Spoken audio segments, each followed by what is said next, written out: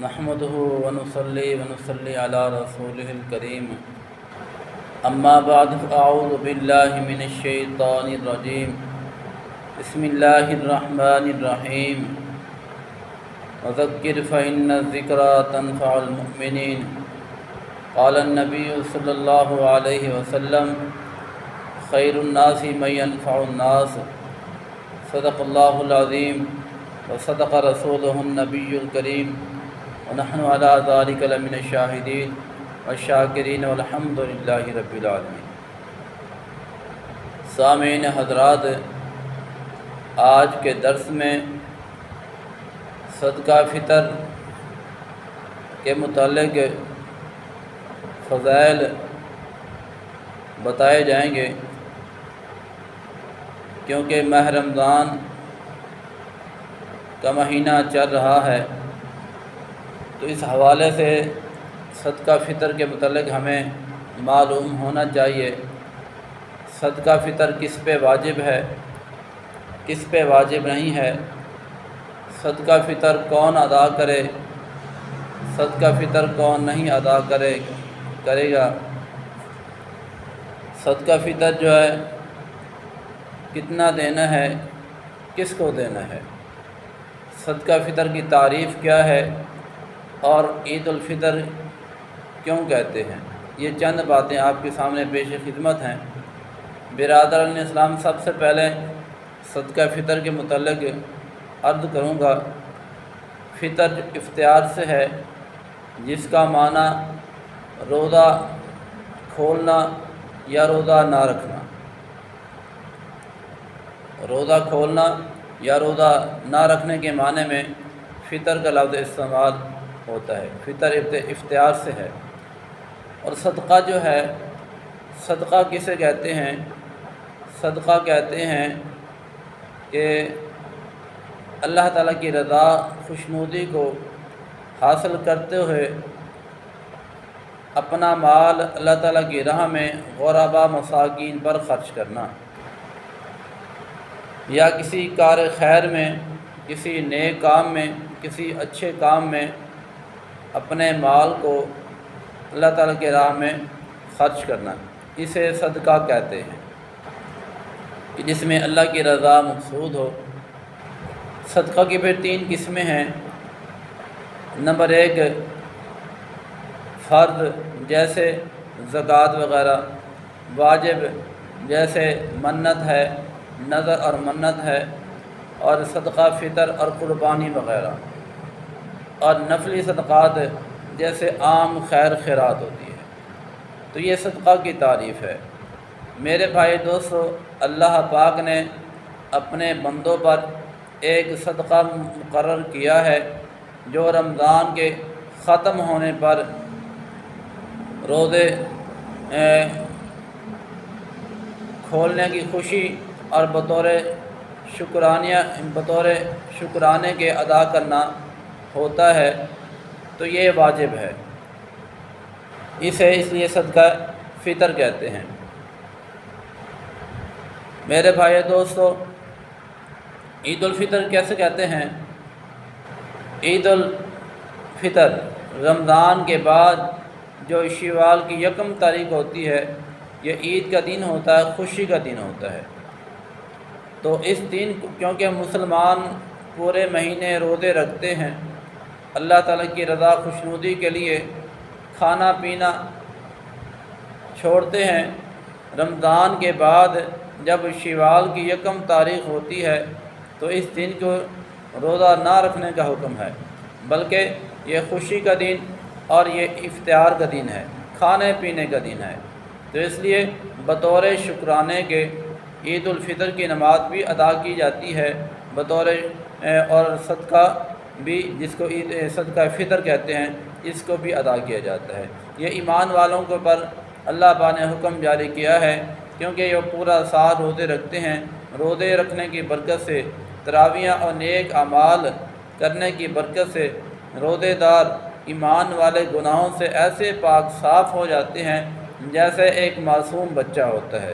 تو بطور شکرانے کے 1 شوال کو ان کو عبادت کرنے کا یعنی عید الفطر ادا کرنے کا حکم دیا اور ان کو صدقہ کرنے کا حکم دیا، جس کو صدقہ فطر کہتے ہیں۔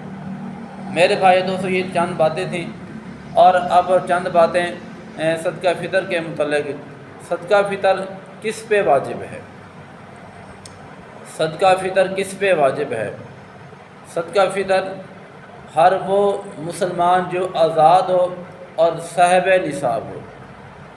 صاحب نصاب ہو، صاحب نصاب کسے کہتے ہیں؟ جس کے پاس 7.5 تولہ سونا یا 52 تولہ چاندی یا مال تجارت ہو، اسے صاحب نصاب کہتے ہیں۔ اس پر جو ہے صدقہ فطر واجب ہے۔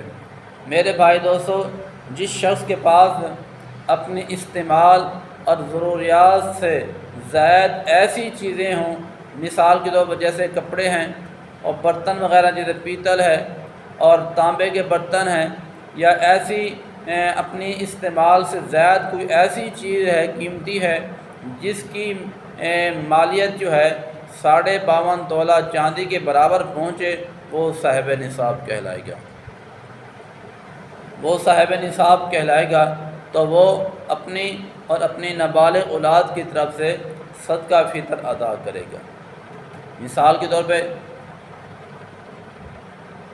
ایک عام طور پہ ہمارے کپڑے استعمال میں ہیں، یہ برتن ہیں وہ استعمال میں ہیں، لیکن ایک برتن یا کپڑے یا کوئی پلاٹ یا کوئی سواری یا کوئی ایسی قیمتی چیز پڑی ہے جس کی قیمت 52 تولہ چاندی کی برابر پہنچے، وہ آدمی صاحب نصاب ہے۔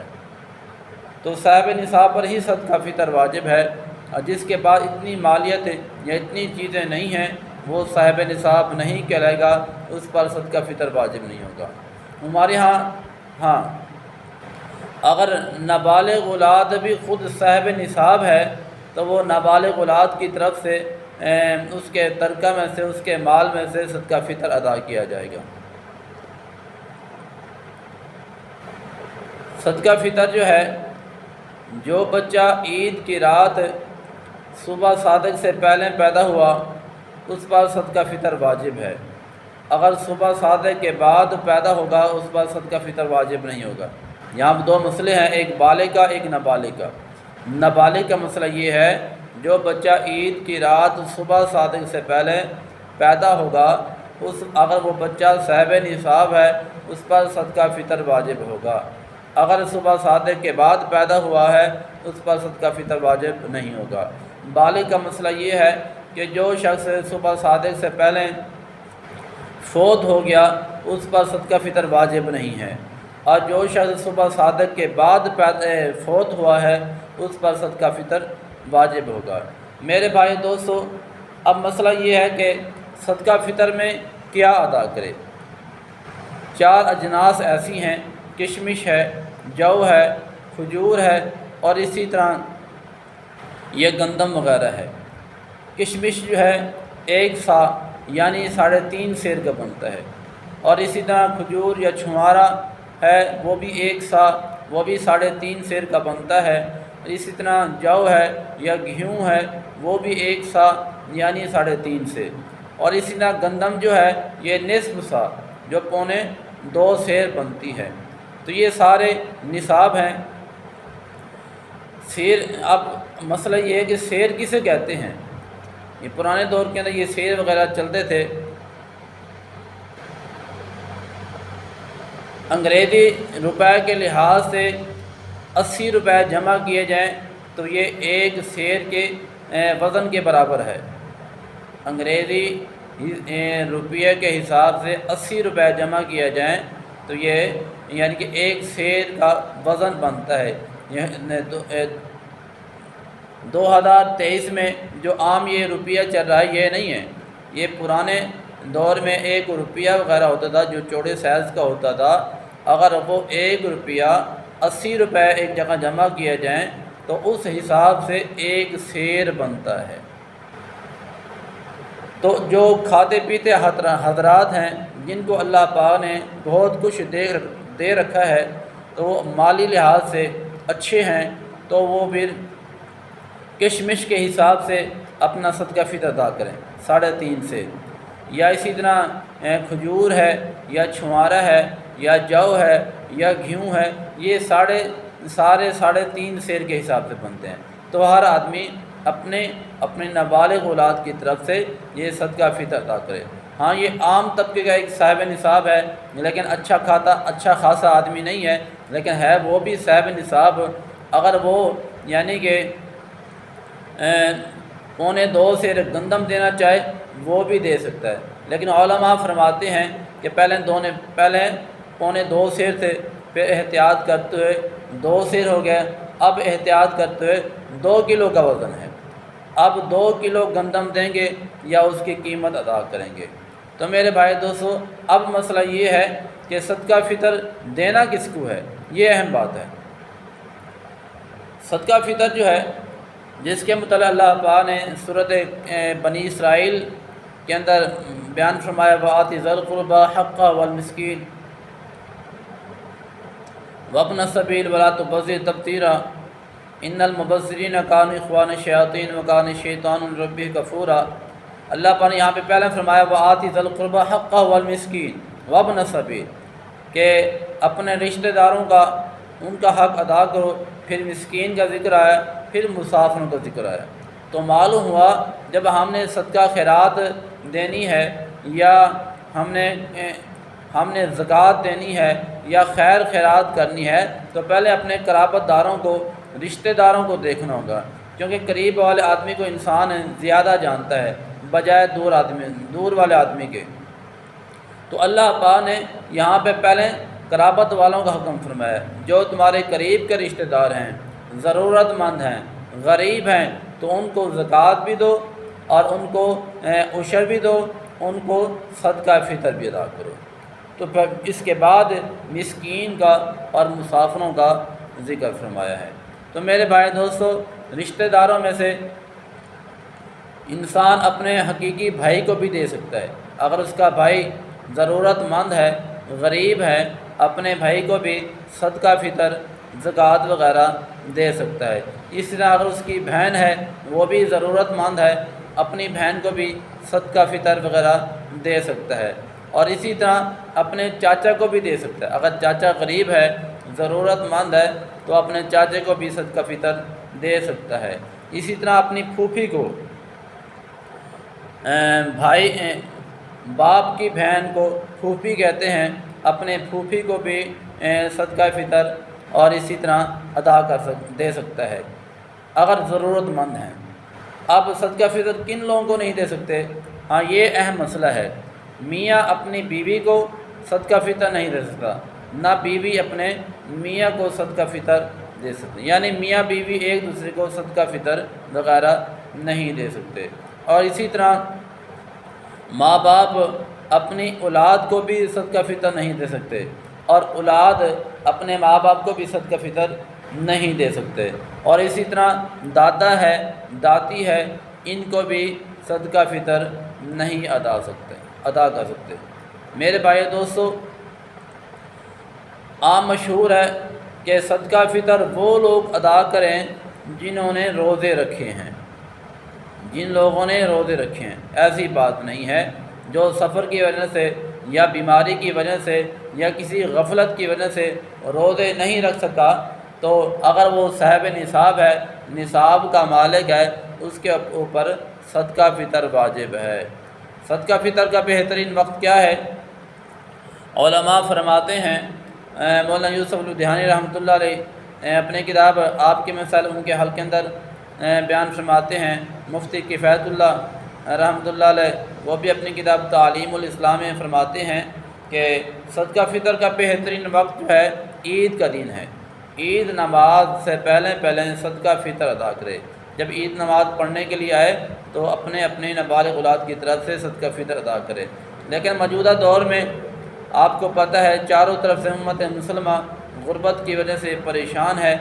اگر کوئی آدمی عید سے پہلے یعنی ماہ رمضان میں صدقہ فطر ادا کرنا چاہے تو ادا کر سکتا ہے، لیکن یہ زیادہ بہتر ہے تاکہ کوئی ضرورت مند اپنی سحری افطاری کا کوئی ساز و سامان لے لے گا یا اپنے گھر کی ضروریات کو لے لے گا، عین موقع پہ جب ہم ان کو دیں گے تو وہ اپنی ضروریات پوری نہیں کر سکیں گے۔ اگر عید سے پہلے کوئی اپنا صدقہ فطر ادا کرنا چاہے تو ان کو ادا کر سکتا ہے، تاکہ غریب لوگ ہمارے ساتھ ہماری خوشی میں شریک ہو جائیں، وہ بھی ہماری طرح نماز قرآن میں شامل ہو جائیں اور سحری افطاری کے سادہ سامان کو خرید کے اللہ کی عبادت کرنے والے بن جائیں۔ آخری مسئلہ اور اہم مسئلہ یہ ہے کہ یہ فطرانہ ہے یا منت ہے، یا منت کی نظر و نیاز کی جو چیزیں ہیں یا قربانی وغیرہ ہے، تو یہ جو ہیں یہ واجبہ ہیں، تو یہ کسی کو مالک بنانا ہوتا ہے۔ لیکن ایک مثال ہے، قربانی کے جانوروں کی کھالوں کا جو پیسہ ہے یا صدقہ فطر کا جو پیسہ ہے، آپ کسی کار خیر میں یا کسی اچھے کام میں یا رفاع عامہ کے اندر شامل نہیں کر سکتے۔ کسی غریب کو، ضرورت مند کو دینا ہی واجب ہے، نہ کہ کسی اور کام میں۔ مسجد میں نہیں لگا سکتے یا مسجد یا مدرسے کے اندر نہیں لگا سکتے، بلکہ یہ کسی غریب کو ہی دینا لازم ہوتا ہے۔ لیکن یہ مسئلہ بتانا ضروری ہے، اور عام طور لوگ ضرورت مند محتاج اسے سمجھتے ہیں جو لولے لنگڑے ہوتے ہیں، جو مانگنے والے ہوتے ہیں۔ ایسی بات نہیں، جو بھیک مانگنے والے حضرات ہیں یہ خود صاحب نصاب ہوتے ہیں، تو اس لیے احتیاط کرنا چاہیے۔ جس پہ تسلی ہو کہ یہ واقعی ضرورت مند ہے، غریب آدمی ہے، تو اس کو دینا چاہیے۔ تو یہ چند باتیں تھیں، دعا اللہ پاک اپنی بارگاہ میں قبول اور منظور فرمائے۔ آپ حضرات سے گزارش ہے، میں نے ثواب سمجھ کے ایک یعنی کہ یوٹیوب پہ چینل بنایا ایمان یقین کے نام سے، تو ثواب سمجھ کے میں نے یہ بنایا تھا کہ امت مسلمہ بندہ ناچیز کے یہ چند باتیں سن کے عمل کرے، دوسروں تک پہنچائے۔ تو میرے بھائی دوستو، الدال الخیری کفاعلی ہی، فرمایا کہ نیکی کی دعوت دینے والا نیکی کرنے والے کی طرح ہوتا ہے۔ میں نے آپ کی خدمت یہ چند باتیں پیش کی ہیں، آپ بھی آگے اس کو شیئر کریں، میرے چینل کو سبسکرائب اور لائک کریں، تاکہ لوگ زیادہ سے زیادہ ان پیاری باتوں سے مستفید ہوں، آپ کے لیے بھی صدقہ جاریہ بنے، میرے لیے بھی صدقہ جاریہ بنے۔ دعا اللہ پاک ہم سب کو اس پہ عمل کرنے کی توفیق عطا فرمائے، آمین۔ السلام علیکم و رحمۃ اللہ وبرکاتہ۔